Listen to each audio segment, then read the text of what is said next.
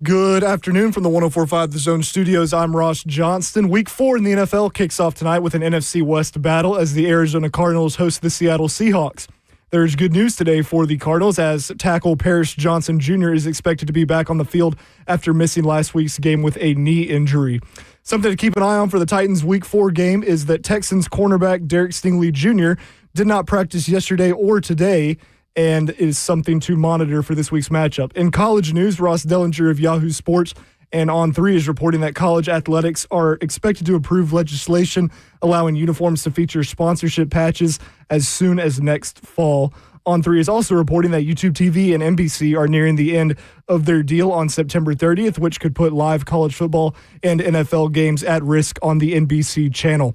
For all your foundation repair and waterproofing needs, visit USSTN.com. Breaking news at once in your home for the Titans and the Vols. This is 104.5 The Zone.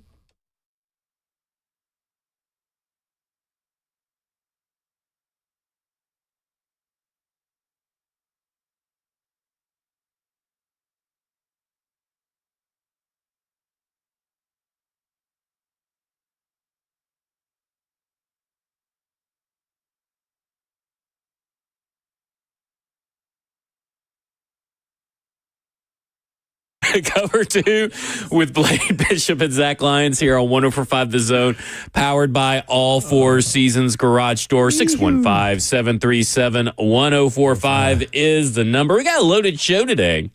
We got Chris Phillips of SEC Unfiltered going to be here at 1:20 in studio. Okay. Talk all the SEC storylines. Then we're going to have Mike Herndon on at 2:20 p.m. You know, he writes for PK.com, has covered the Tennessee Titans for a long time. We're going to get his feelings on the new play caller, current state of the Tennessee Titans, Jarvis Brownley Jr., and get his thoughts on what is this Tennessee Titans culture and what is the actual outlook of this Tennessee Titans team. I mean, a lot to talk about.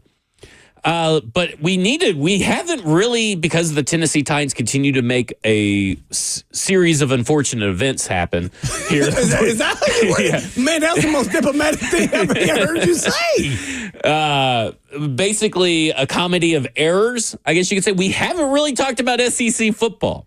All right. And earlier this week, On3 Sports, I believe is Chris Lowe, contributor for On3 Sports, and put out the three mainstay rivalry games that we kind of debated about whether Kentucky should be a Tennessee rival and all that kind of stuff. He put out the three games for each one for the foreseeable future. I'm trying to pull it up now, but our internet here at the studio is running a little slow. Here we go. Annual SEC college football opponents for the next 4 seasons. So after this year, for the next 4 seasons. Tennessee got Alabama, Kentucky, Vanderbilt. All makes sense. I know that not having Florida is probably, it kind of sucks, not to have Florida locked in, but you could still play Florida some of the season. Maybe it makes that rivalry a little bit extra special. Vanderbilt got Auburn, Tennessee, and Mississippi State.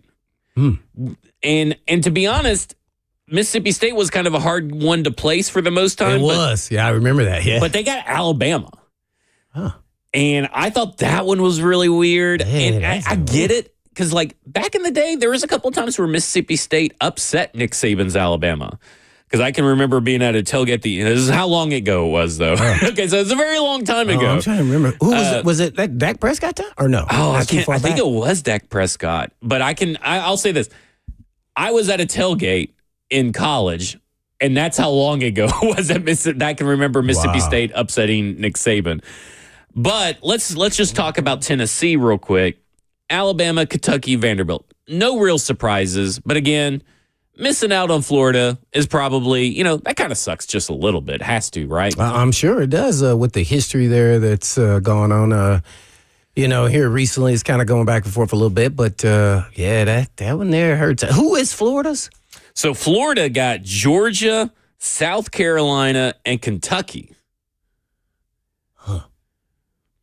That doesn't sound right to me either. Does that sound right to you? Oh, Ross is busy.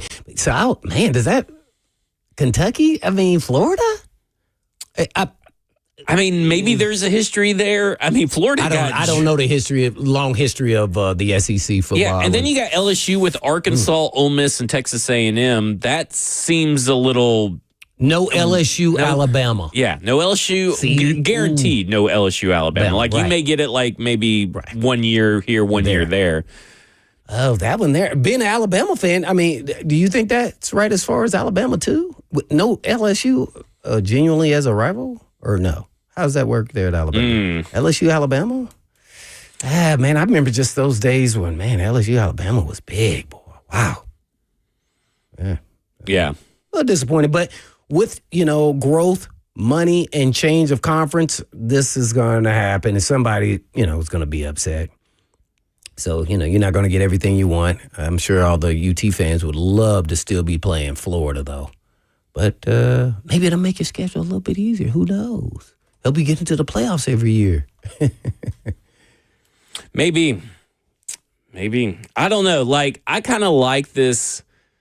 I like it for Tennessee. Tennessee probably had the best combo, I guess. The best, the rivals kind of all make sense.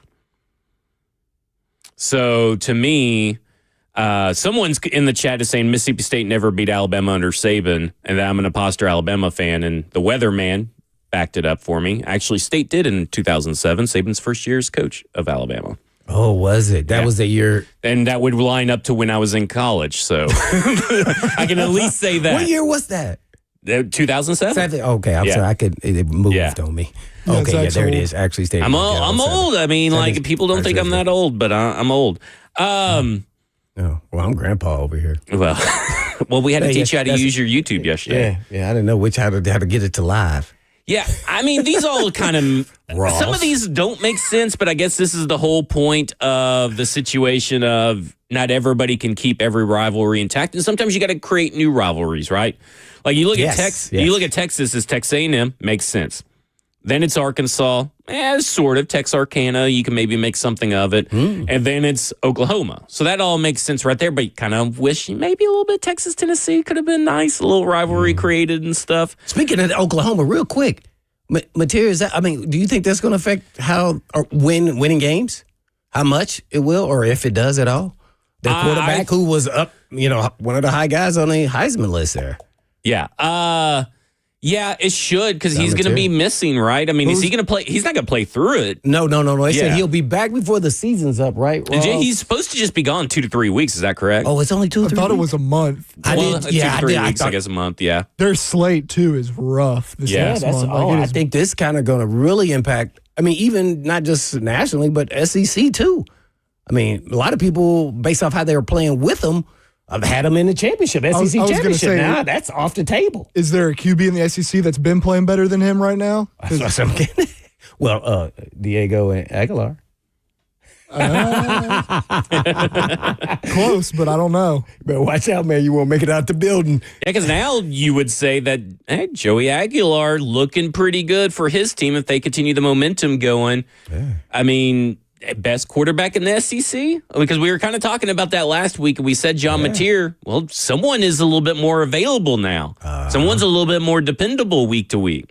Knock on wood, I guess I should say, for you volunteer fans. I saw this stat, man, and I don't know if it was right or wrong, because, I don't know sometimes with people. You guys tell me. It said that Joey Aguilar, in his 28 starts that he started throughout his career, he has thrown for over 200 passing yards in every game that he has started.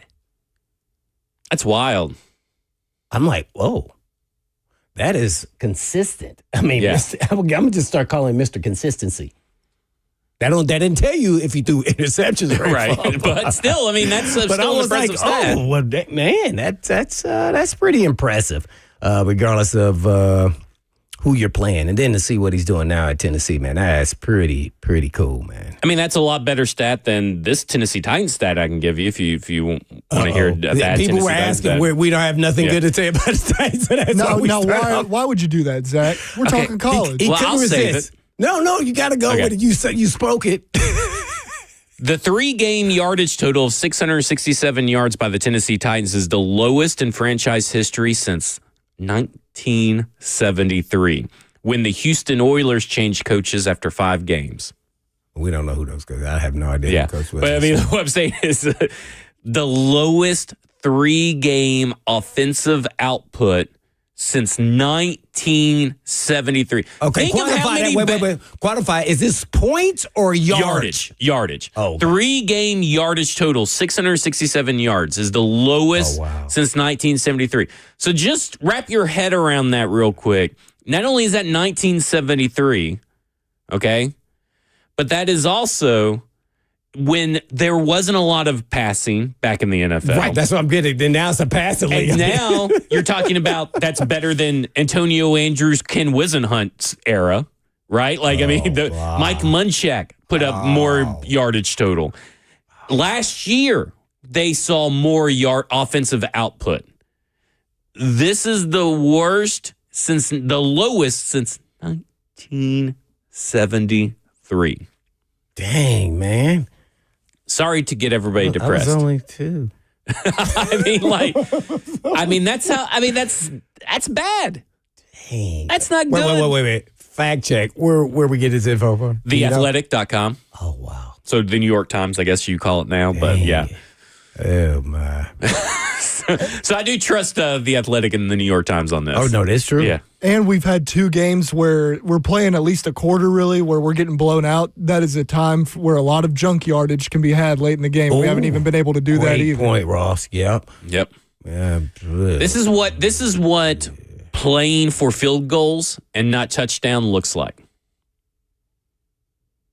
I mean, again, we're supposed to have a modern offense, but we have a guy that only wants to kick field goals at the helm. Well, not anymore. So allegedly, Bo Hardegree is the play caller, but we'll see how true that actually is over time. But, a guy that had time to go for a touchdown on 4th and inches decided to go for a field goal because he plays for the field goals. Or he wants to get points. Well, the only guy, listen, build this team around Joey Sly, I guess, right? He's the best offensive player. He scored more points than everybody else, probably has more yardage than this team through those times, too. Yeah. Well, maybe they'll score more points. I hear that starting corner is not going to be playing for the Texans. Oh, yeah. Derek Stingley may not, but it doesn't matter because L'Jarius Sneed said that when asked about Nico Collins, who? Yeah. Nico Collins. Yeah. Who? But now Nico Collins is going to score 3 touchdowns on him. I'm throwing it out there. I don't know the game plan, but I would assume that Nico Collins, I would feel sorry for the other guys that play with Sneed that is going to go against Nico. Yeah. Oh, yeah. Because it's not like I don't know the game plan, so I'm assuming that he's not going to be with him everywhere he goes. But you just never know. But I thought that was great banter back and forth. But it also shows, Sneed feels like he's back. He has played all right, I would say. In his mind. Yeah. I don't know if that's true or not. Yeah. But that's his style. He definitely doesn't back down from nobody. No. That's for sure. And he talks it.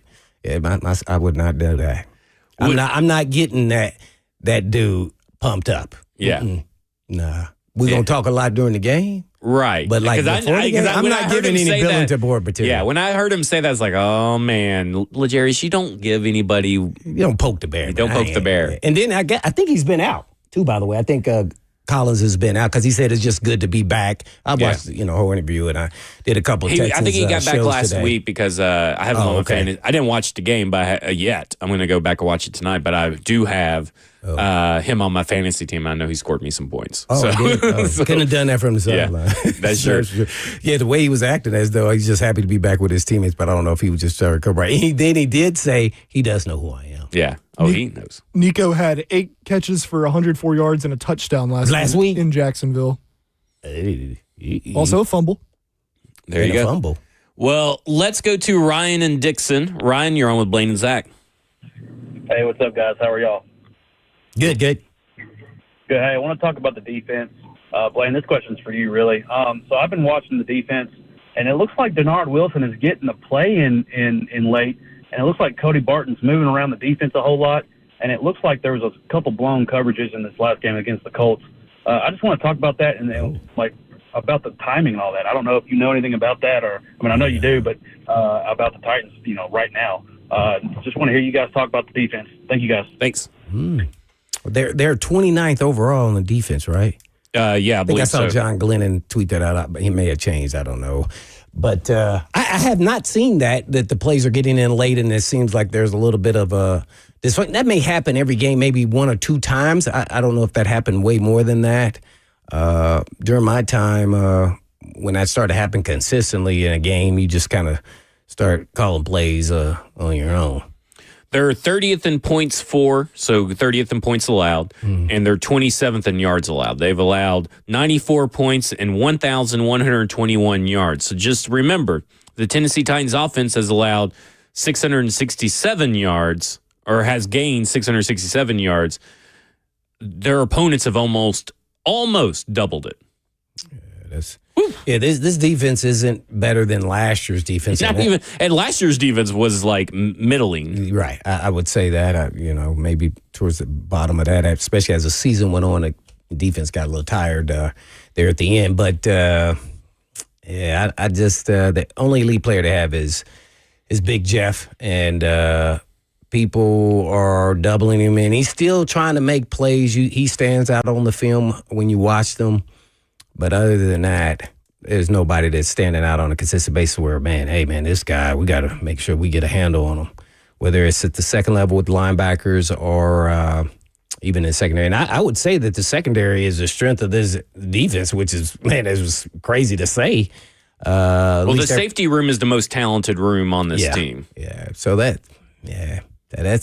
defense is, when you have a young quarterback, a first-year quarterback starting, your defense has to be top 10 type defense, and they're not that for sure. Well, the Tennessee... And they have no elite pass rusher. Yeah. We've been talking about that for a while. Elite, they don't even have an average pass rusher. The best pass rusher is still Jeffrey Simmons, huh? Well, I'm talking about edge rushers, but yes, I know, you would be correct. Yeah. You know who's the second best? Jihad Ward. And he barely plays. So, and you signed him like I guess it would be 2 months ago, maybe? Yeah. What I'm concerned about is that all of a sudden, the Texans, that turn their next opponent, their offense all of a sudden looks good. Oh, it definitely will. Right. It may not be the true state of the Texans. I meant to ask you this before the show. How many sacks have the Texans given up? Because everybody's talking about their offensive line is not playing up to par. And I go, really? I could have swore I looked it up. It was like 8. I don't know. Let's see. But I could be wrong. So I just go, well, I don't know if their offensive line is playing as bad as we think. The Texans, that is. Comparable to the Titans, who's given up a lot more. He has been sacked 8 times. 8 times, exactly what I say. Mm-hmm. So that is through 3 games, 2.5 sacks, I guess. I'm just trying to do it off the math. About 2.75. 2.667. There you go.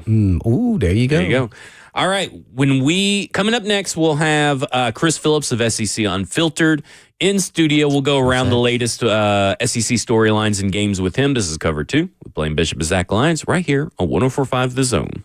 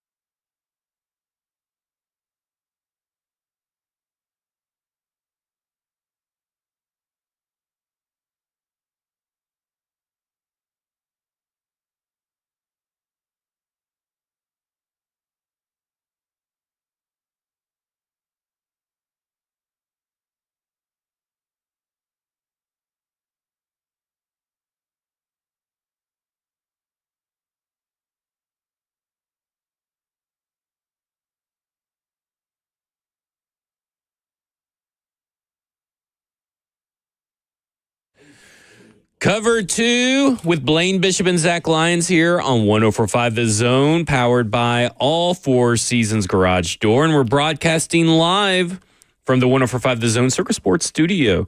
Kentucky's largest sports book can now be found at Circus Sports at Kentucky Downs. And here we got in studio.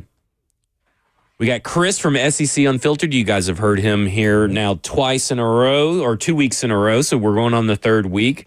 And Chris, I mean, Wait. Oh. I want to start with the first question. Just the first question. Go ahead. Just the first question. He talked about this is the biggest weekend, but I want to talk about which stadium is the hardest and the most annoying fan base in the SEC. Most annoying fan base. Let me see. hey, let me turn on your microphone over there. Testing.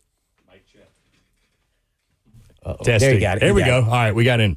Most annoying fan base. You're trying to set me up with The this reason one. what made me think, I thought about the Cowbells. I thought anybody, but I'm sure. And I haven't been to Starkville yet. That will be happening, I think, have. this season. Oh, my God. So this is your first one at Starkville? So not this weekend. I'm saying I will probably hit that this season. That is my goal, to hit that at some point. I've never been.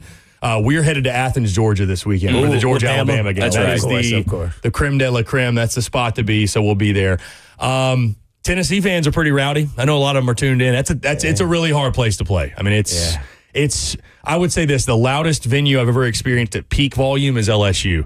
The loudest venue I've ever experienced. Or during the day? At night. It was a night game. It was last year's Ole Miss game. They won that game in overtime. At peak volume, I've never heard a building louder than LSU. I've never heard a place louder from start to finish where it felt like it never got quiet, more so than Tennessee. It's like just the most consistently loud. And I mean, I say LSU Tennessee is like 1A, 1B. There were moments a couple weeks ago in Knoxville where I could argue it was the loudest I'd ever heard a stadium. That pop of the stadium I heard at LSU when they won in overtime, hit the game-winning pass. I've never heard a stadium pop like that. So, but most annoying, I mean, the Cowbells at Mississippi State. South Carolina fans, believe it or not, can get pretty yeah, Sandstorm, if you're losing, can get pretty annoying.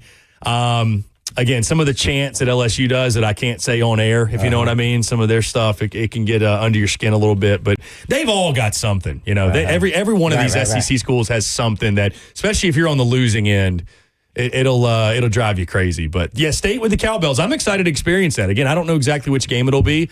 Might be more towards the end of the season, hint, hint. But I definitely got to get down there for a football game. They said it's whiteout, right? Yeah, whiteout. Oh, they're wearing the crispy white helmets with the interlocking MSU. It's a throwback to early 2000s. They played in, I think, like a Snow Bowl game or something like that. So they're wearing those, commemorating, and it's an awesome look. So that's going to be a fun game. It's funny. But they're making it whiteout. Then the Tennessee fans are going to have on orange. So that's going to make it Tennessee's look rocking like, all orange. Yeah. I don't know if that would be a good decision for your the receivers. whiteout. You know what game. Spurrier used to say, right? What? He used to say Florida played South Carolina and they did a blackout in Columbia. And Florida won like 56-17. He said, it helped our receivers see the ball better against that black background. So he was trolling them after they whooped their butts. So maybe Tennessee, same thing. Like, hey, appreciate the whiteout. It helped our guys really tell the difference, tell them apart. So it's going to be a good game. Tell us about the game, and then we'll go to Zach. Listen, I'm doomed with Vols fans either way, because over the summer, I picked Mississippi State to win this game. I thought State was going to get somebody, but I also had them losing to Arizona State. The other thing, too, is I didn't know Tennessee's offense was going to look like this. And so, you take that into account. I changed my pick this week, which, again, freedom to do, obviously, from the summer to now. We've learned a lot about this. New information. We've learned a lot about this Tennessee team. Joey Aguilar's a lot better than I expected, admittedly. And so I've got Tennessee winning. I will say, though, it is a heck of a spot for Jeff Lebby and Mississippi State. I mean, a chance to go 5-0. You got the home crowd behind you, but I just think the way Tennessee's playing offense right now, it's going to be really tough. I mean, Mississippi State defensively, they've obviously made a ton of strides from last year where they literally couldn't stop a nosebleed. They had a good performance against Sam Leavitt in Arizona State, but I think this is a different matchup with Joey Aguilar and those weapons on the outside and what they've done. So I do have Tennessee winning. I think it's a touchdown game. I wouldn't touch the spread. It's at 7.5. I could see it being close. And I mean, listen, if you're a Vols fan, and the thing that concerns me about it, they've had that signature road loss every year under Josh Heupel. 2022, you go back to South Carolina when they lost that one late in the season. 23, it was the Mizzou game.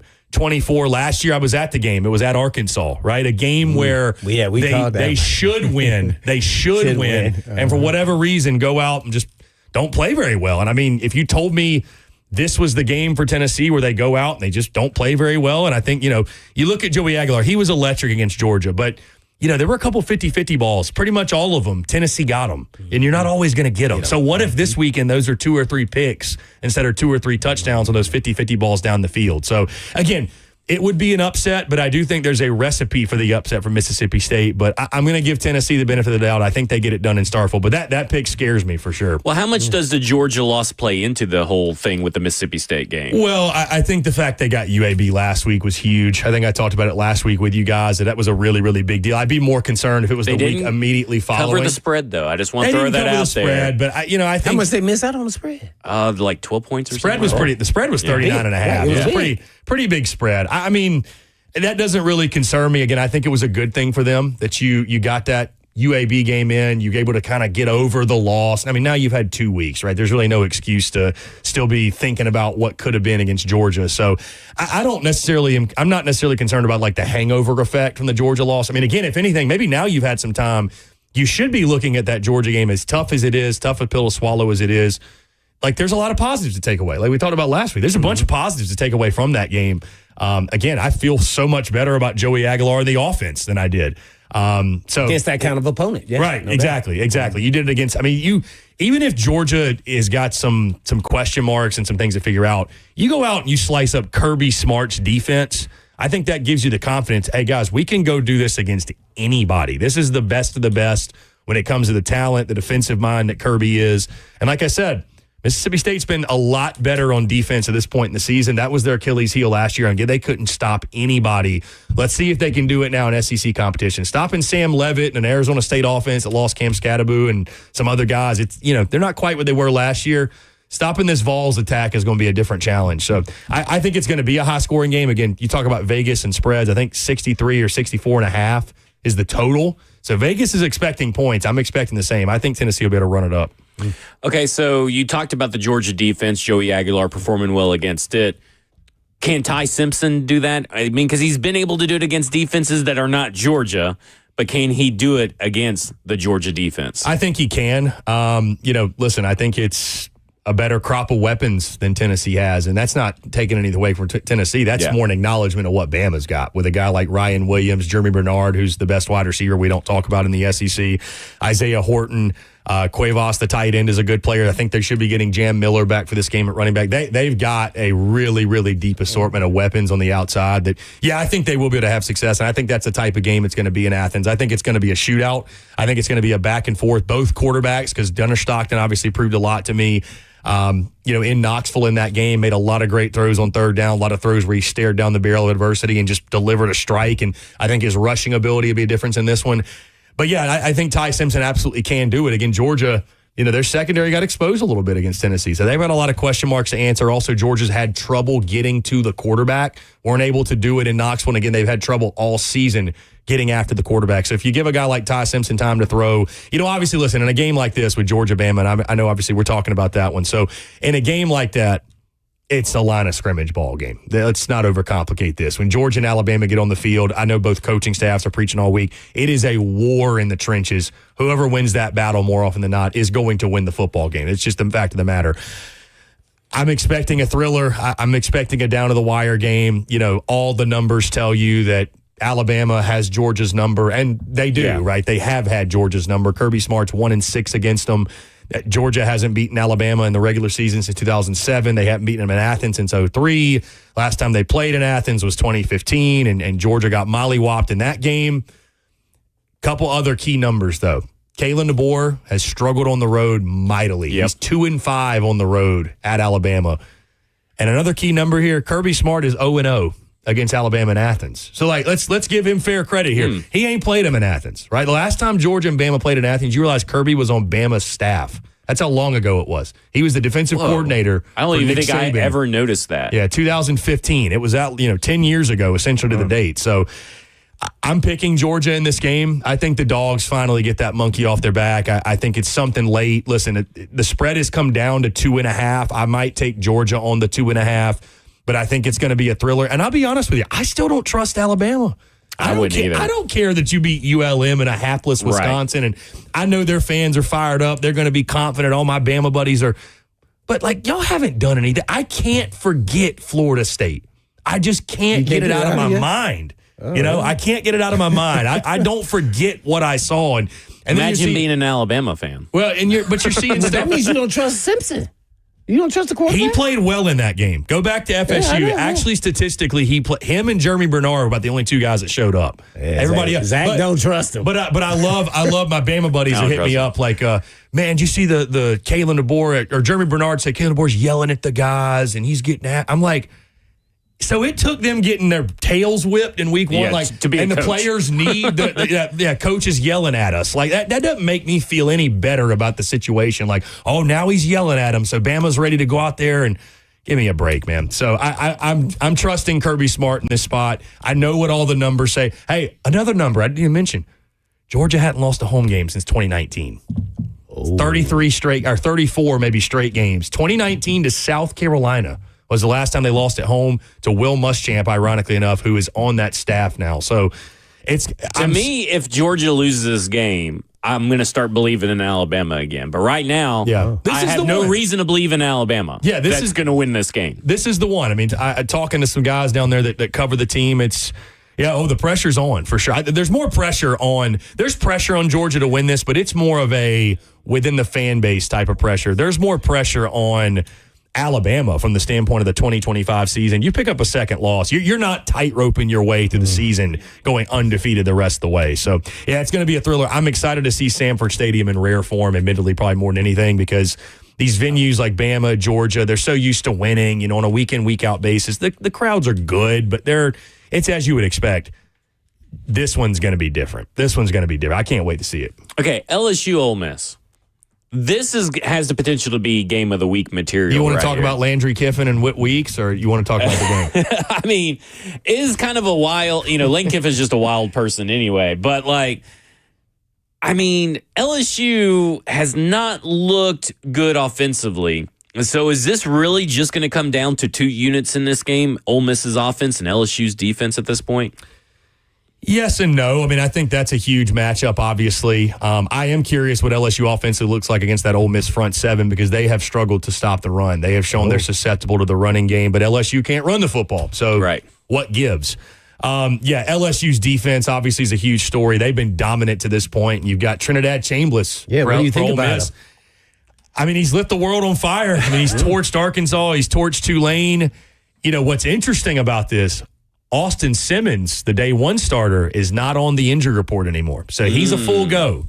So some mind games from Kiffin, I think, a little bit. I think you have to start. And by the way, speaking of Lane Kiffin mind games, Landry Kiffin hard launches her and Whit Weeks, the linebacker for LSU's relationship, on Instagram on Monday. That takes the internet by storm.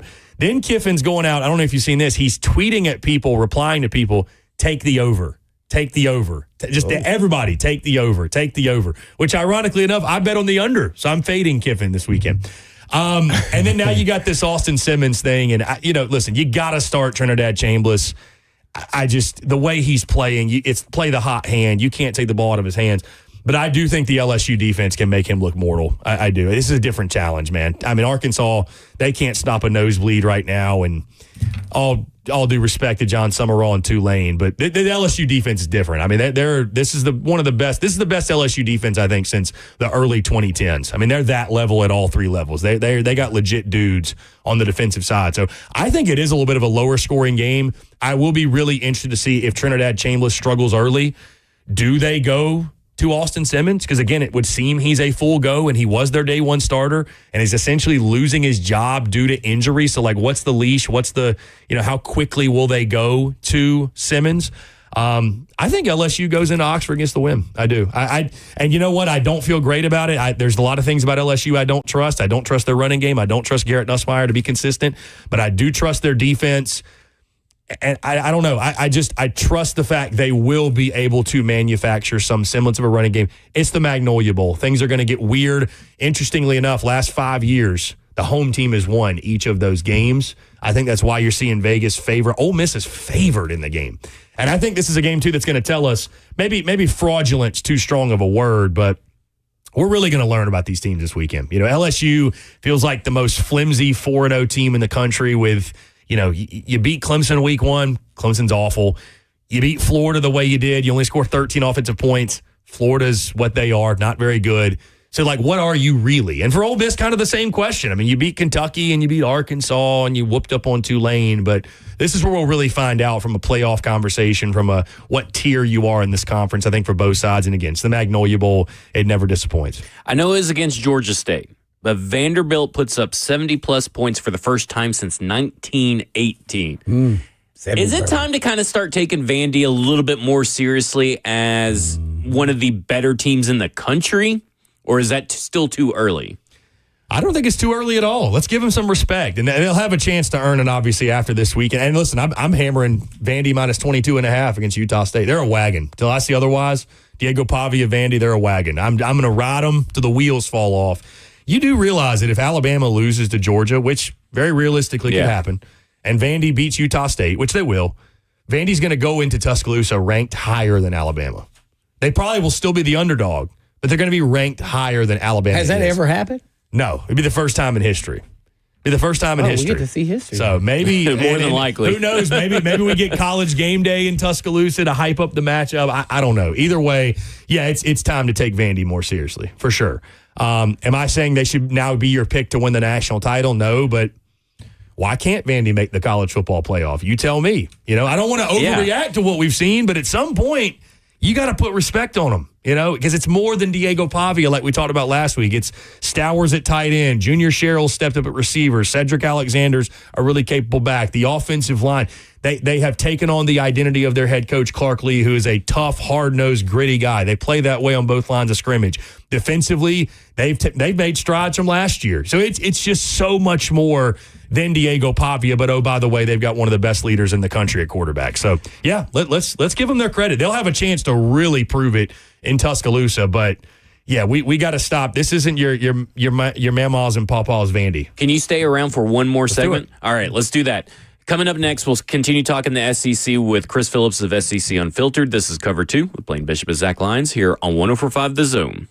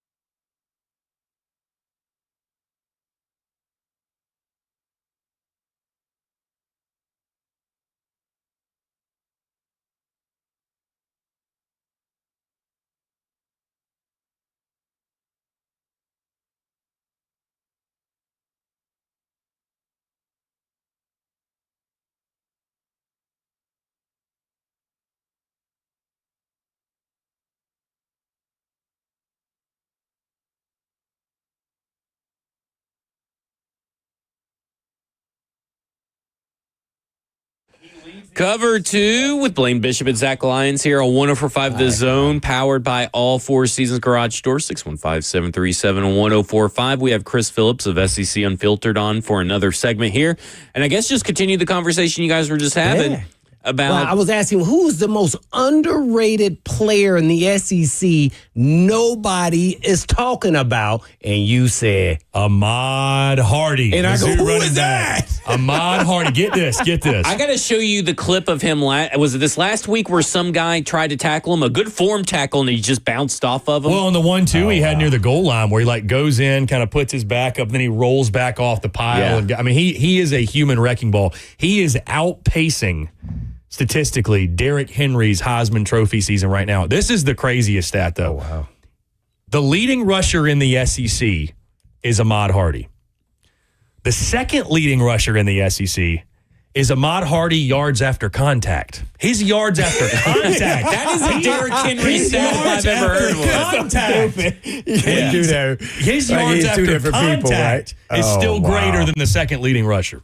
Wow. I mean, crazy, man. He's been, again, seeing him in person in Como last weekend, he's awesome. I mean, and the offense runs through him, and for good reason. He's a beast. Well, you just made me think of what's Drinkowitz's, he said something crazy that, the SEC might as well start scrimmaging NFL teams to get more revenue because there's nowhere else to go. I'm not going to ask you that. But what he did say in that whole conversation was that the SEC only provides 85 scholarships where the other big conferences, I want to go the Big 12, Big 10, and ACC, provide 105. So will that eventually at some point, because he said no coaches were allowed in this decision-making, at least he wasn't, catch up to the SEC if they don't, or is just a moot point?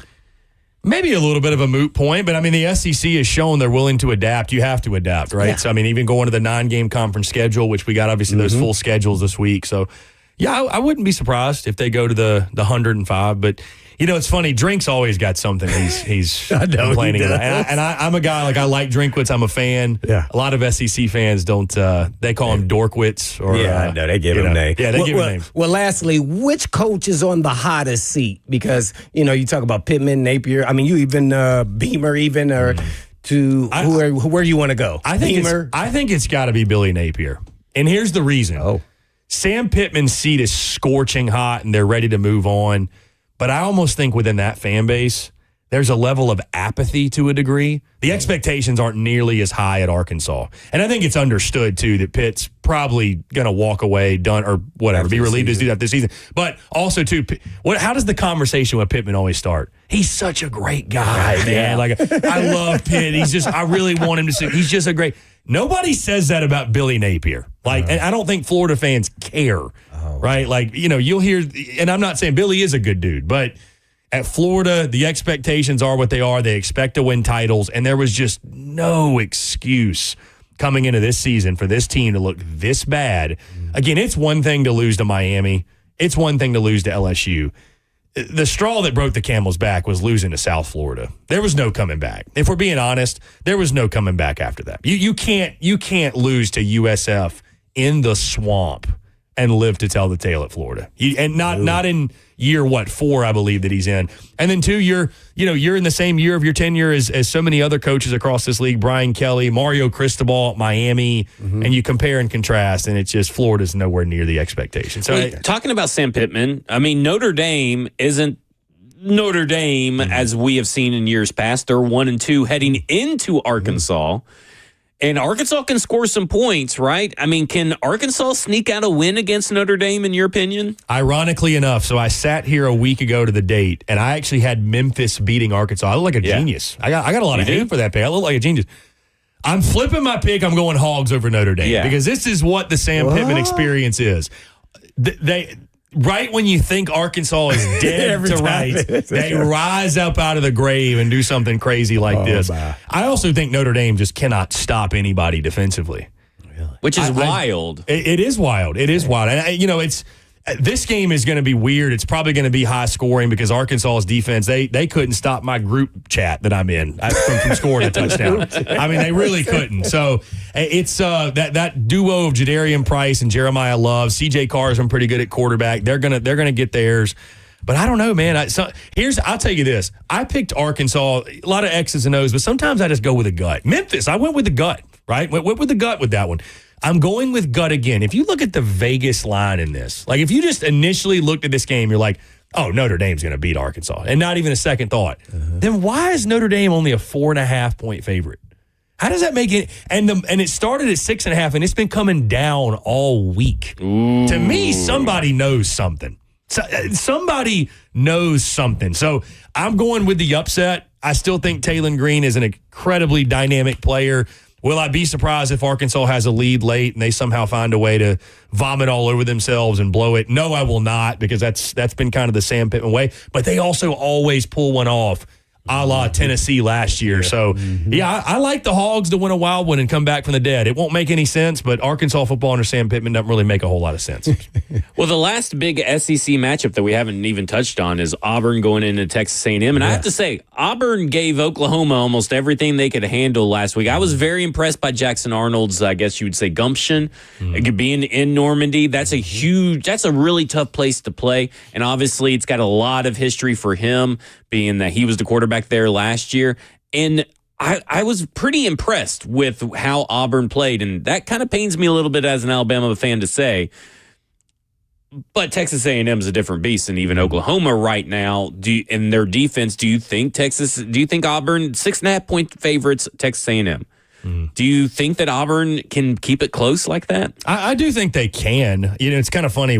I think the bye week came at a great time for Texas A&M. It feels like they haven't played in a month, but it was just a few weeks ago, and they beat that Notre Dame team in South Bend, kind of that signature win early in this season for them. Defensively, obviously, from that one, they had a ton to shore up, ton to fix. But the offense has been just dynamic, electric. I mean, they might have the best crop of receivers in the conference with Mario Craver, and KC Concepcion's been worth every penny they paid him in the portal. Marcel Reed appears to have taken the next step. They got a 3-headed monster at running back. They got a big physical veteran offensive line. So, and I think that's going to be one of the fun matchups in this game, is that Auburn defensive front that's been so good all season going up against Texas A&M's offensive line. Jackson Arnold, interestingly enough, has not turned the football over yet this season. I think that's kind of crazy. It is crazy when you think about his track record and what he was, last season and even the season prior at Oklahoma. I think that ends this weekend. Also, nobody corrected me when I accidentally said Normandy instead of Norman, Oklahoma, by the way. Just want to throw that out there. We got to catch that. We got to do those corrections. Come on, Ross.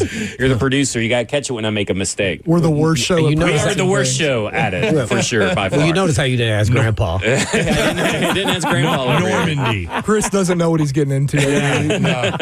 But I do like Aggies to win the game. I actually took A&M minus 6.5. I think Auburn can keep it close, but I just think coming off that tough, emotional Oklahoma loss, I don't fully trust Jackson Arnold still, because there were some throws in that Oklahoma game he had that if you hit them, maybe Cam Coleman scoring a touchdown instead of getting, a 30-yard gain, 40-yard gain, whatever. So talk about a dog, Cam Coleman. Yeah, Cam Coleman's a freak. Yeah, for sure. Freak wide receiver. He's good. Yeah, Keldrick Falk across the way, the edge rusher. They for got Auburn. dudes. They got some dudes there. This is a big game for both. Kind of like the Titans. They got like 2 dudes. Yeah, from the playoff perspective, this is a big one. But for A&M, I think you look at this one. Is it same old with A&M? Lose a game like this, stub their toe when they shouldn't, or are the Aggies for real? Yeah, there you go. All right. SEC Unfiltered, and you're going to be at Athens, right? Athens, Georgia. We'll be heading out right after this, and going to be a fun weekend. Excited for that game. Georgia, Bama. It doesn't get much better. It does not. Chris Phillips. Coming up next, we'll talk about Tennessee Titans as cover 2 with Blaine Bishop and Zach Lyons right here on 104.5 The Zone.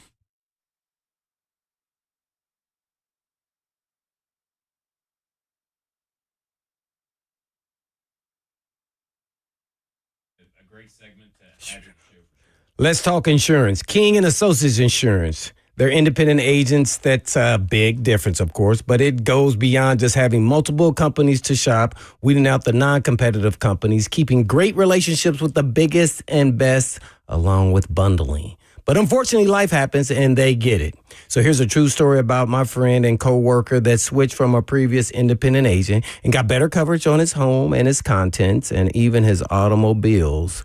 Flawless communication and a true champion in his corner after his 16-year-old daughter accident, and they saved them thousands of dollars. thousands from an independent agent who was overcharging him for years. So you can make the switch and save the same, if not more. But don't make the switch because he did. Switch because you should. And as a business, family, or individual, make the switch to King and Associates Insurance.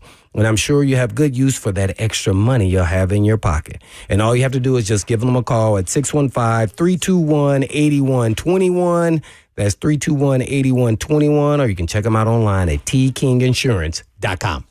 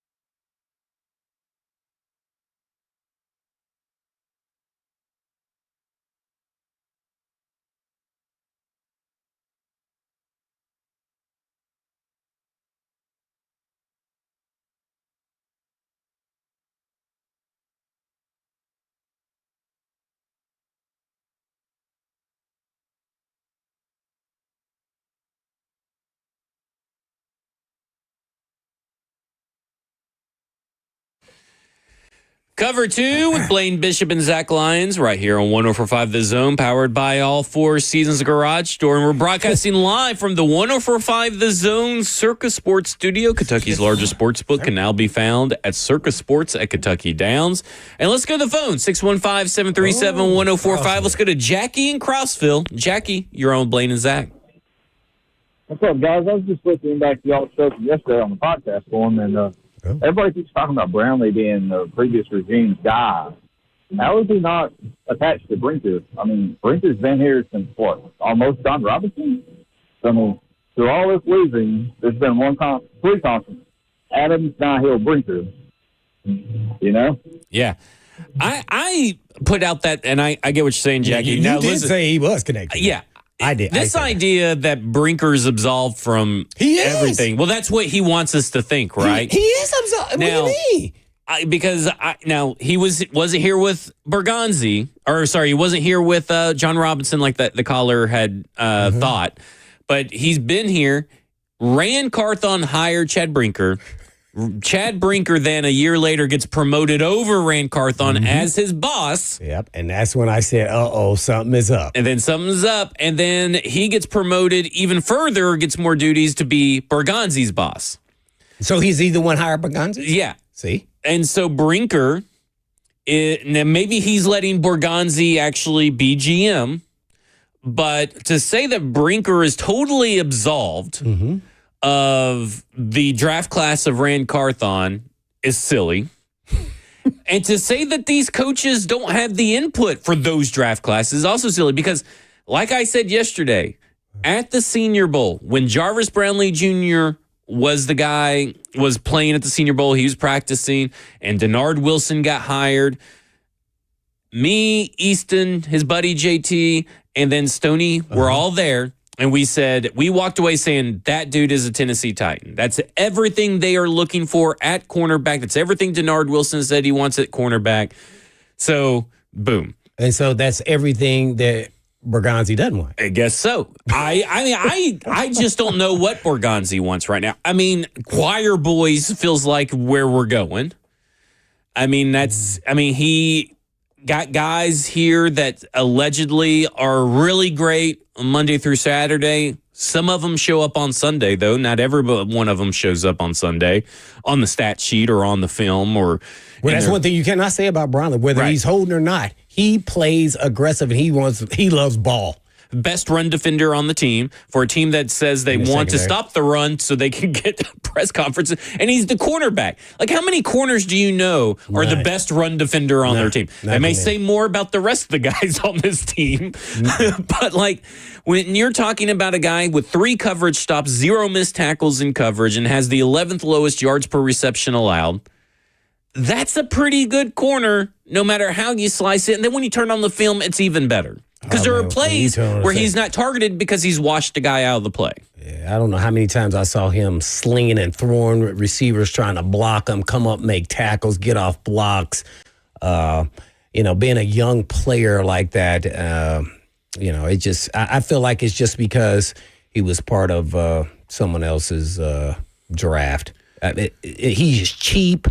I would have rather for them just to lie to us. And to be all honest, I would have said, hey, you know what? Well, they're trying to. But no, I wish they would have just said, or told us the actual I think the actual truth is what we really want. We want to move on because we want our corners to look this way. We want to move him to nickel. He's going to be the backup. So he wouldn't have been happy being a backup. They could have made up all kind of, so that's why we moved him. Yeah, because we're going to extend McCrew, right? Or maybe we're going to put Marcus Harris in the slot and Jarvis Brownley Jr. is not in our long-term plans. That's I at least respect it. Right. Yeah. At the end of the day, the narrative trying to get pushed out there just doesn't work for me because I know it's not true. Right. All right, let's go to Ryan in Colorado. Ryan, you're on with Blaine and Zach. Yeah, can you guys hear me? Yes, sir. Perfect. I had just... In Colorado? You're in Colorado? Yeah, I'm in Colorado Springs. Oh, sweet. So I have a couple questions. The first one is, do you think that this move on Brownlee was a make-a-statement move? I think the whole team is pretty sick of penalties. I know all of us fans are. and Brownley was one of the main guys that was constantly doing penalties. Do you think they cut him to or moved him to make a statement and to tell the team, hey, we're done with penalties. Like, we may beat ourselves, but it won't be by penalties. And we're fed up with this. So that would be my first question. And then my second question is, oh, shoot, I think I forgot my second question. Yeah, that's all right. What do you guys think about that? Yeah, well, I think that is what they probably want people to think. But at the end of the day, I mean, penalties just happen, right? I don't think you're thinking out there on the field, well, Brownlee got cut, so I better not do a penalty. You're in the moment. And they're probably still going to get penalties. They're probably still going to be ranking them top in penalties, even without Jarvis Brownley Jr. Okay, I'm going to put this in context, at least how I would view it. Certain penalties can get you traded, and it's because if it's unnecessary roughness or just something where you're getting in fights and things of that nature. But for getting holding calls, I just don't think that's enough to justify trading a guy, especially a young player who's still learning his way around. So that's just a tough one there. Now, I'm not sitting in the meeting rooms with him and see how he's taken to how not to do the holding. But how many holding? He had 3 this year. I know he had some last year. So it's kind of continuation. So I mean, they were still top 10 in penalties on week 3 without Jarvis Brownley Jr. So it's not like I just don't understand how he became the scapegoat for penalties when other people are getting a lot worse penalties. And I get it; it was keeping plays, drives alive at certain times. But I don't know if that really is enough to trade a guy because of that. I was going to say, if we're cutting people just off penalties, we wouldn't even have enough guys to suit up on O-line right now. Just honestly, like we would not have an offensive. Yeah.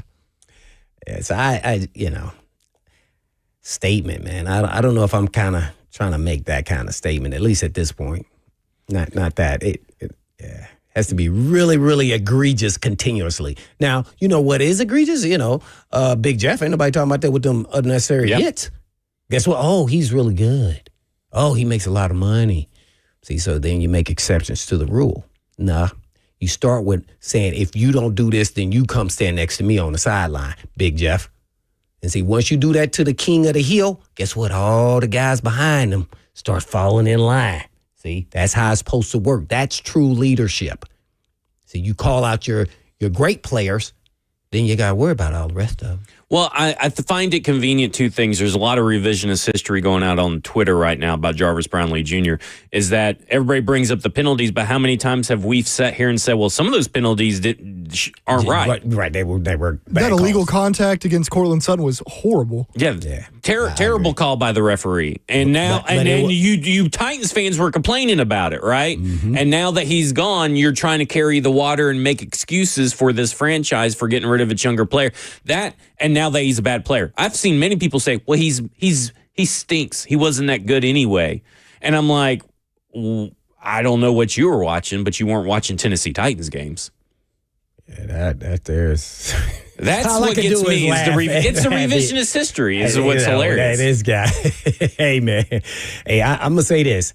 I would play him in a nickel, and he would be a starter on probably half the teams in the league. Outside, he probably is a backup on the outside. And now they're trying to make these players, which he does have long arms, being that he's only 5'11", but they want him to 6'1", long arms, these lengthy-looking guys. They want them all to kind of look the same, where they will not have anywhere near the physicality that he brings to the table.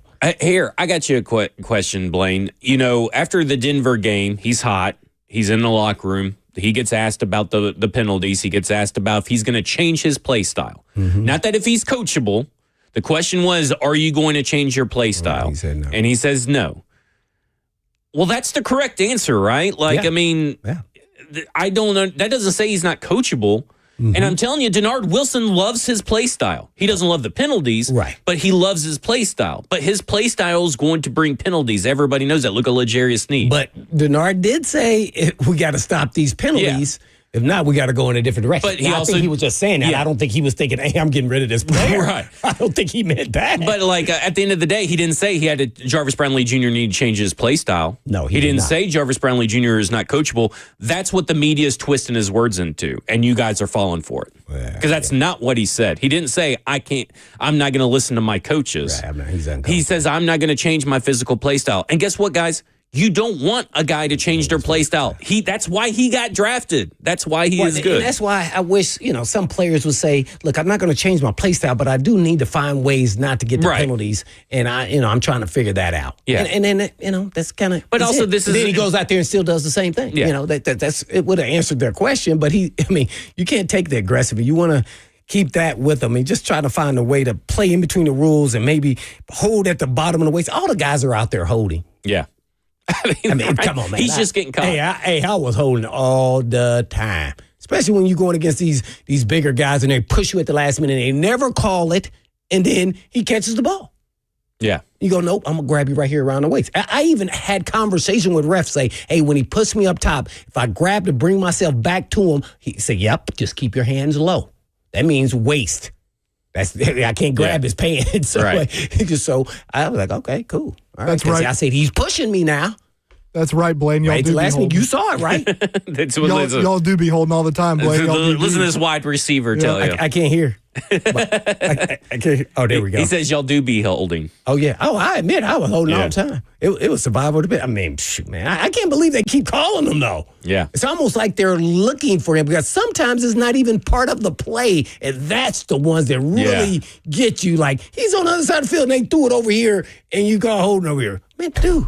He wasn't even, what were we talking about? This nudge, mudge, pull back. Oh, come on. You can call holding every play on the offensive line. Yep. Every single play. They don't. All right. Coming up next, Mike Herndon of PK.com will join us, talk about the Tennessee Titans. And Tommy, Devin, Cousin Danny will try to get to you as well. This is Cover 2 with Blaine Bishop and Zach Lyons here on 104.5 The Zone.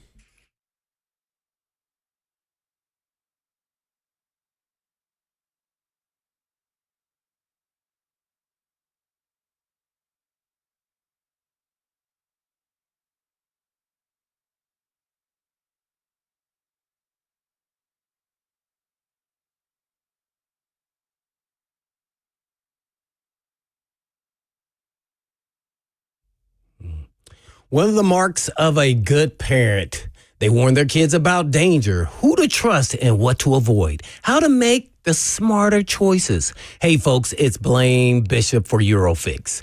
And Eurofix repairs European vehicles, and Eurofix believes in warning their customers, too. In one case, Eurofix wrote a $5,500 refund check to the customer. Who does that? Eurofix polices themselves. Why? Because not every auto shop tells you the full story. Some oversell, others cut corners. Some just may not know what to do. So you could pay for something you didn't need. Eurofix makes quality repairs at below dealer pricing and has been since 1999. And you get a free 15-minute no-wrench inspection and a 3-year, 36,000-mile nationwide warranty on all the work Eurofix performs. And rental cars are available with every appointment. So stay up on the road because if not, you'll get towed because you're not going to Eurofix, right? Family-owned, located over a quarter century right here in Tennessee, and they have 5 locations. And all you have to do is just give them a call at 844-EUROFIX. That's right, 844-EUROFIX, or you can check them out online at myeurofix.com. That's myeurofix.com.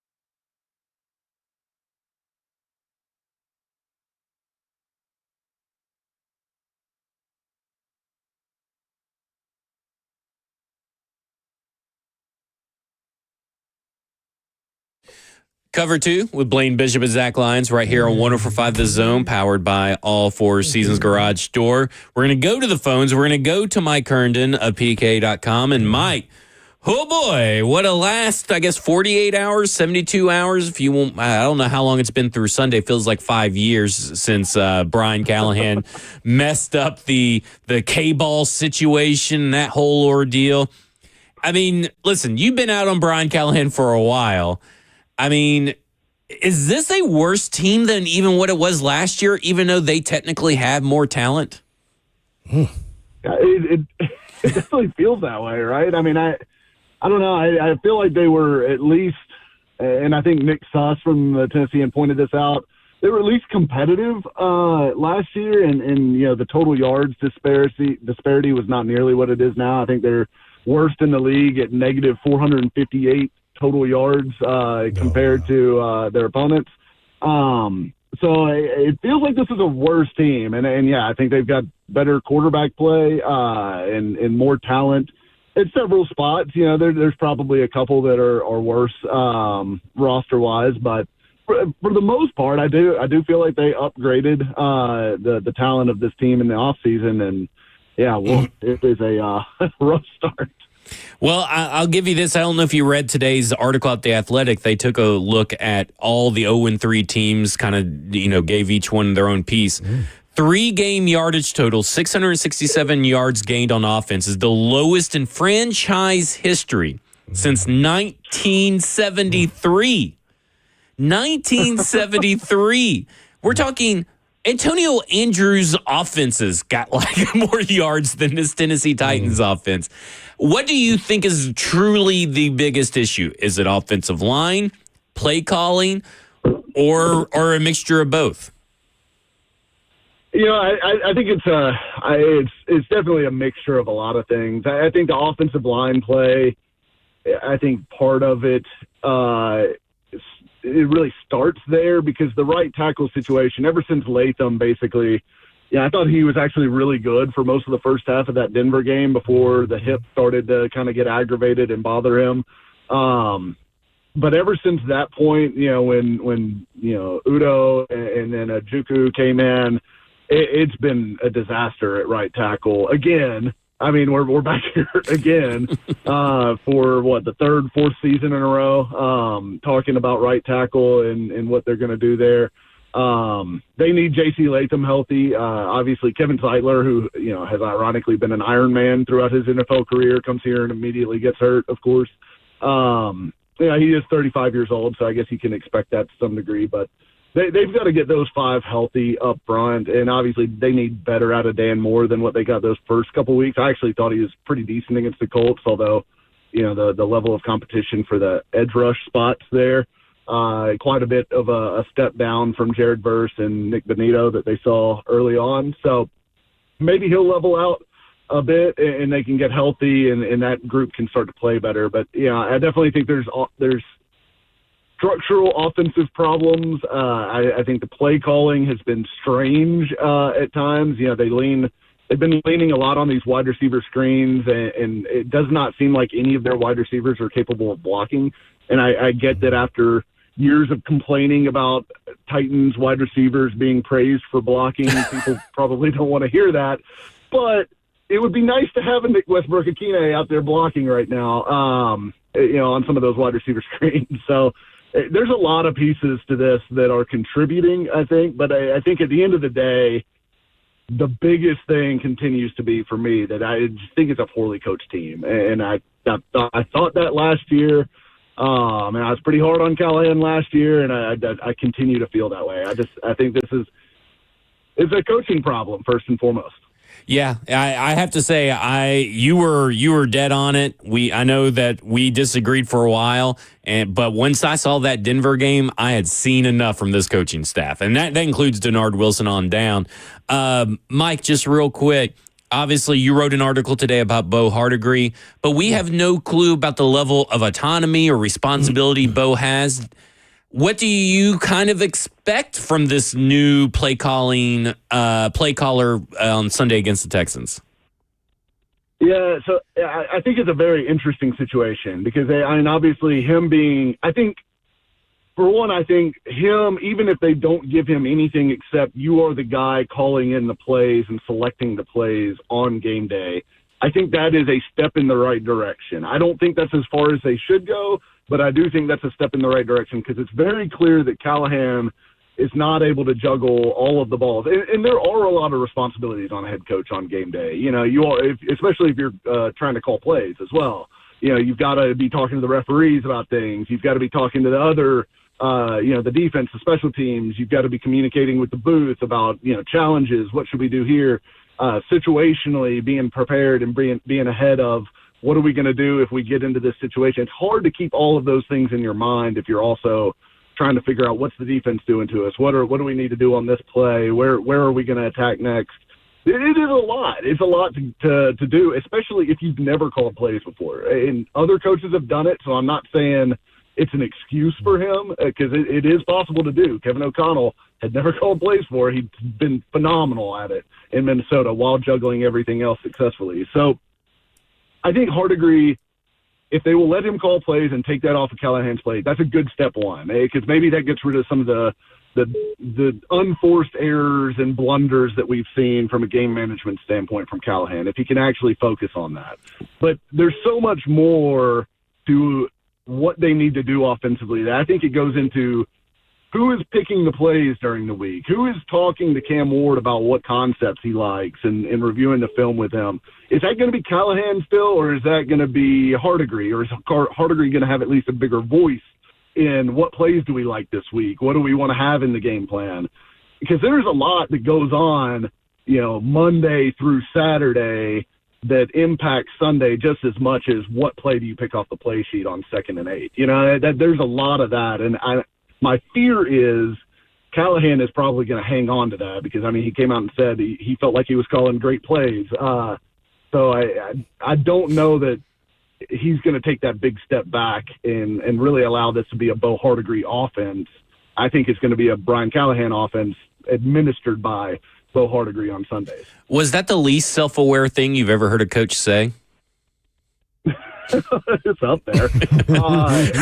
I don't know. It was essentially, and I think I posted this after, it was the we're the Millers no regrets guy, not one single regret, Brian. I don't know. I think if the offense was putting up more than 17 points a game, maybe you could say you're doing a great job as a play caller, but at some point, you can't put it all on the players. You've got to take some accountability. This roster is not that much worse than the rest of the NFL that they should be this cripplingly just impossible. They make offensive football look impossible on a weekly basis. And then you turn on the Bills and the Ravens and the Lions and these other teams, and you're like, God, this is a different sport. It's stunning to watch how hard they have made things look over the last 2 years. We're talking all things Tennessee Titans with Mike Herndon, who covers Tennessee Titans for PK.com. Well, Mike, thanks for coming on. And first and foremost, how much, since you're talking about Cam, how much of Cam Ward's inconsistency has to do with the wide receiver drops, the O-line play, and even himself? We cannot exclude him. What would you say is probably the majority of the reason, or even play calling? If you want to look there. I think Cam's in a tough spot, or has been in a tough spot early in the season. Ridley was supposed to be, he's the veteran. He's 30 years old, something like that. He's been in the league for a long time. And he's the guy that's dropping and honestly, maybe the most inconsistent of the wide receivers through the first 3 weeks. Now, he started slow last year as well. So I'm not sure you should totally throw in the towel on him turning it around as the season goes on. I saw you posted that. How about kind of give us a little bit of background on that about Ridley and the slow starts and comparable from last year to this year? Yeah, if you look at his numbers from last year to this year, they're almost identical through the first 3 games. And of course, it was a little bit different because last year we had all the reports from training camp that Levis and Ridley just could not get on the same page. That was like a theme of preseason. It was opposite this year because it felt like, hey, Ridley and Cam, they love each other. There's this, bromance going on there and that they were connecting in camp, and then it all just fell apart early in the season. So I don't know if maybe this is just, the kinks need to get worked out. And to be fair, yeah, I've heard that from Jaguars people too, that Ridley was a slow starter there too early in the season. So I think you should hold out hope on Ridley. But then, the other wide receivers that Ward is mostly working with are rookies. And I think Io Manner's been fantastic, but, there's going to take some time, some adjustment period, all new weapons. He's obviously a rookie, so everybody's new to him, but it's going to take some time to adjust. And all these guys are drinking from the fire hose too, being their first year in the NFL with DK and Helm and Io Manner as well. And frankly, those are three of the most promising looking weapons on the offense right now. So, I think a lot goes into it. And of course, Cam does have some responsibility as well. Some of his footwork is sloppy at times to the point where, and I get, he is the kind of guy that has the arm talent that it doesn't have to be perfect every snap. That's one of the reasons he deserved to be the number 1 overall pick. But there are times where, hey, you could clean this up. You didn't have to throw off platform here. You could take the extra step and use your technique to help you a little bit more. So I think there's some parts of that Cam needs to polish up himself. But for the most part, I've been impressed with what I've seen from Cam Ward. And I think he's heading in the right direction. I think those young rookies on offense are heading in the right direction too. I think they need some more help from the veterans around them, frankly. No question with Mike Herndon. And Mike, I guess, what was your first reaction when Brian Callahan said that he was going to relinquish the play calling? My first reaction was that this is step one towards him ultimately being fired in a few weeks. Did he relinquish the play caller, or did someone tell him he better relinquish the play calling? Judging by his reaction to that question we just talked about with that he was very happy with his play calling, I am guessing that this was not Brian's idea. So I think this is he has been invited to relinquish the play calling. And most of the time this turns out badly, right? You look at Frank Reich giving up play calling to his offensive coordinator in Carolina. You look at Nathaniel Hackett turning over his play calling to actually, this is the only other time I've known of a quarterback's coach to call plays. Nathaniel Hackett gave his quarterback coach, Clint Kubiak, play calling duties in Denver. And the offense actually did get better under Kubiak, but it didn't save Hackett's job. Most of the time, this is not a good omen for a head coach lasting beyond the end of the season. And that was my first reaction. I think this is step one of a two-step process of him being out the door. But, if you want to hold on to a little bit of hope, Nick Sirianni started 2-5, really struggled, gave up play calling duties in Philadelphia. And, they've won, I think, 49 of their next 62 games, I believe it was, since he gave up play calling duties at 2-5. So if you wanted to hit the maximum amount of copium here, that's the one example you could look at for this actually working. But obviously different circumstances there. They had a better offensive line for him to work with, and it's not a wildly different talent group if you go back and look at it, because that was a very young Jalen Hurts. And then I think Travis Fulgham might have been their leading receiver that year. Mm-hmm. So it's not like that's the Eagles team that we know now that turned that thing around when Sirianni gave up play calling to Steichen. But it is an example of this working out. I'm very skeptical that we see anything close to those results, but, we'll see. Yeah. And lastly for me, it's kind of a two-part question. That is the Brownley trade for a 6th-round, 7th-round swap type deal. What were your thoughts when you saw that more so than anything else? And then it says that if Vrabel and the Patriots were involved in having these conversations, do you think they didn't trade him there? I want some, backdrop here and understanding of what happened. What did they offer? I want to find out what New England offered. Maybe they offered him just like a 5th. But they're like, oh, no, we play New England, and we got to see Brownlee and Vrabel. Oh, we can't do that. We got to trade him to the Jets. That's why they got this horrible compensation for Brownlee. Kind of just give us your whole overview on the Brownlee trade. Yeah, I would be very curious to know how the Patriots could have possibly offered less than what the Titans got. Right. A 6-7 swap is about the bottom of the barrel. I was stunned not only that they traded Brownley, who, I thought, yes, he committed a lot of penalties and could be frustrating at times, but I thought he was a very positive player for them over the last 20 games here, and for them to give up on a guy this early into his career who quickly became a starter for you and earned a starting job this season as well. It was basically bolted on that Jarvis Brownley was going to be one of your starting corners all the way through the offseason. So I just don't. It's a pretty stunning give up, and I really don't buy the penalty thing being the reason that he's not here anymore, because here's a short list of some of the corners who committed more penalties than Jarvis Brownley last year. Brian Branch, Marlon Humphrey, J.C. Horn, Nate Wiggins, Patrick Surtain, Sauce Gardner, D.J. Reed. None of those guys are getting traded, I don't think, and especially not for a 6 for a 7 swap. Good players sometimes commit penalties, and I always prefer a corner who plays on the edge of getting a penalty rather than a guy who's going to play too soft.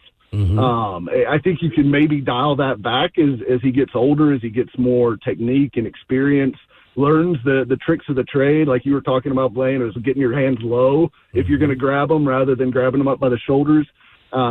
He could learn some of that stuff and become a very good player for them still. And it's very disappointing. And the only thing that to me makes sense is there must have been something else. There's got to be another part of the story that, Brownley was hiding the kicking balls from them on the sidelines last week or what if you believe this story? I don't want to cut you off, but I just want to ask you this.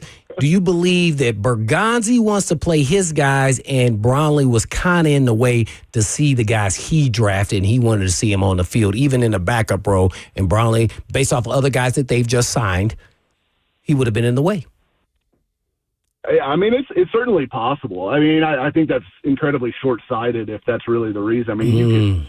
You could platoon him. If you really wanted to see, Jalen Armour Davis or one of these other guys that the 6th-round pick, Marcus Harris. You can platoon them. You can get them snaps. It's not like an offensive line situation where the guy's going to play 100% of snaps. You can easily rotate corners in once every couple series if you want to get them some run and see what they can do.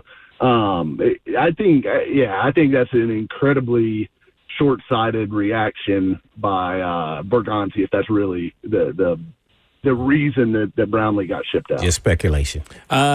Mike, this edge rush group, this Jihad Ward is the best of the edge rushers. Out of 119 edge rushers in pass rush productivity, he ranks 62 of 119.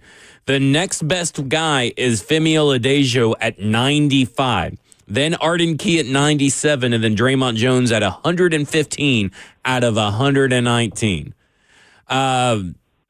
Are the Titans screwed for the next couple of years at pass rusher? Because only one of these guys on this list is under contract next year, and it's Femi Oladejo.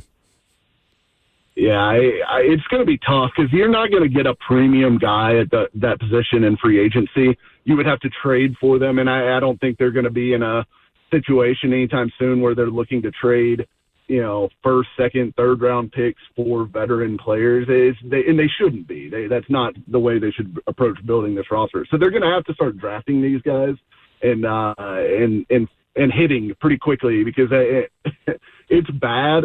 It's extremely bad, and it's going to be fascinating this weekend when the very stoppable force meets the very movable object with the Texans tackles versus the Titans edge rushers.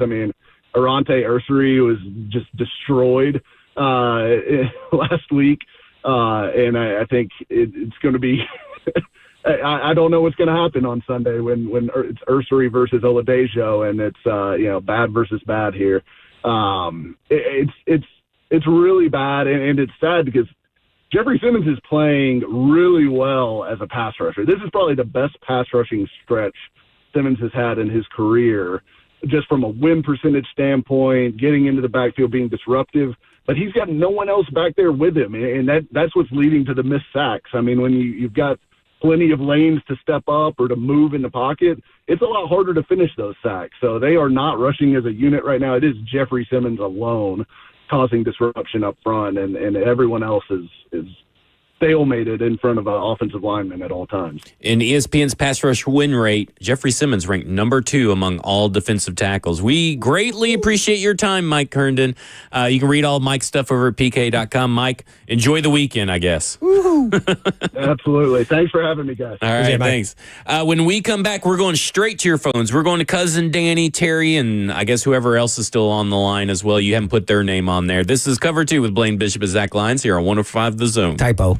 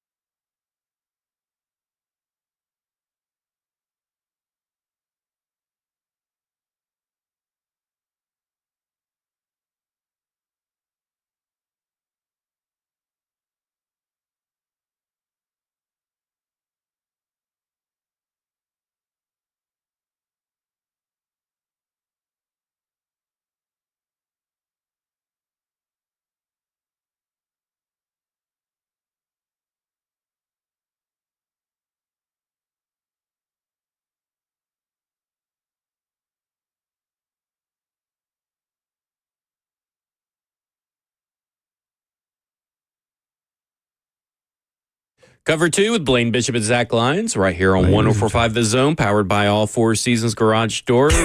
Last call for phone calls, but we're going to Cousin Danny in Murfreesboro. Cousin Danny, you're on with Blaine and Zach. You guys are funny.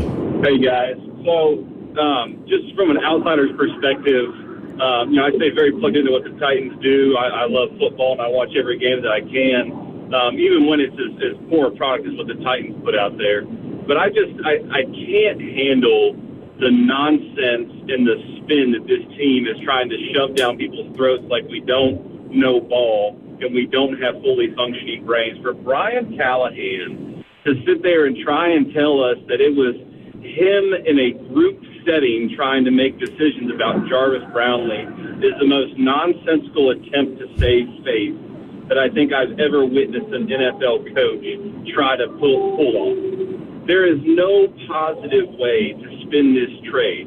You had a 5th-round pick that was a starting caliber player in a position group that is unmitigatedly weak for the Tennessee Titans, and you lost capital on the trade.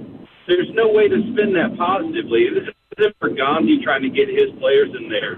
Between Jarvis Brownley and Tavondre Sweat both being, quote, injured and not on the active roster, it reeks of young players who are not bought in to a coach who is way out of his league, and ownership and management of this organization desperately trying to regain some semblance of control of how the players feel that this season is going, only 3 games into the NFL season. It is just so mismanaged from a coaching standpoint, from what ownership and the GM and everybody involved allowed Brian Callahan to do to this team, and him giving up play. He did not hand over play calling. I am convinced that he was in no uncertain terms told he's not allowed to call plays, and again tried to save face and say, oh, this gives me bandwidth in other areas. What other areas are there for a coach who is hired in because of the success track that he had in managing young quarterbacks early on in their career? He mismanaged Will Levis. He mismanaged this offense. He mismanages the clock, his timeouts, his play calling abilities, even down to his decision making on whether to kick or not kick. Sorry, Cousin Danny. We only have a limited amount of time, but I will say this. He was preaching. He was preaching. Cousin Danny was preaching. He let it all out. He let it all out. And listen, I agree with a lot of what he said. Yeah. So I'm just going to leave it at that. Well, the only part you got to say is that he had to go out there, and it wasn't really his fault, but he had to speak on things he had no power. And I will say this. In trading Brownley, I feel like if you look at that from a perspective of Brian Callahan was really probably telling a lot of truth there, because what have we known Brian Callahan to largely do? Tell the truth. And I think he struggled in this press conference because he was caught in a rock and a hard place between a decision he didn't agree with and what people want to hear. Let's go to Terry in Gallatin. Terry, you're on Blaine and Zach. Hey, thanks for taking my call. I agree with Cousin Dan in so many different ways. Brian Callahan was overwhelmed, over his head. And he's indecisive, so it doesn't shock me at all that he sat around a room with all the coaches to try to figure out what to do with Brownlee. But one thing, I don't know the stats, but if there was a stat for positive sentiment from the media locally about players on the team, how well they did, or the promise that they showed, Brownlee would be pretty high on the list.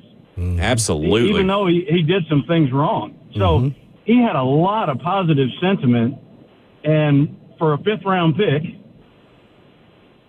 you in business you buy low and sell high. You can't trade somebody like that for a 7th-round pick. That the math doesn't math. It doesn't work. I don't know who they're trying to protect. Either they're trying to protect a really, really stupid decision, or they're trying to protect somebody for some reason we can't know about, and if that's the case, so be it. But it makes no sense to have only so many stars on a team and to give one of them away. that are at least potential stars. That's my point.